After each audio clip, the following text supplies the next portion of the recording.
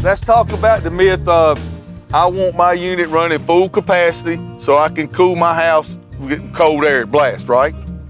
Now, explain to me why that's a myth and I want it running solid low speed. Well, each time the compressor comes on, it may be pulling 50, 60, 70 amps when it first starts off.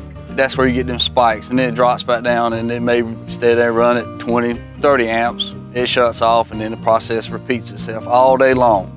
But see, that's the thing is with the older units, you don't need 36,000 BTUs to cool the house all the time. There's only certain times of the summer and certain times in the afternoon when it peaks that you need that full. How can that be? I mean, in the old way of thinking, I used to have to size houses when we did a manual J.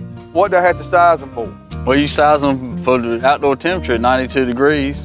But it gets hotter in North Carolina at 92. Yep, but it's only a certain amount of time in the afternoons. On average, it's only a couple hours during the day that it peaks at that. With a variable speed, it's gonna pull lower amps. It may be at 15, 20 amps, and then it may go down. It may be pulling 5 or 6 amps, and it'll sit there and run at that amount of amp draw for a period of time. So if you're running at half the amperage, your light bill is gonna reflect that. It's gonna be lower. If it's only 25% of 3 tons, I'm not getting my full 3 tons that I paid for. You don't need 3 tons at that point to cool the house. But am I still getting a 20-degree drop across my coil? You're still getting a 20-degree drop? Even at 3 tons or at a ton? Even at 3 tons or a ton. So I'm getting the best of both worlds. I'm still gonna get that maximum amount of cooling and dehumidification. Yep.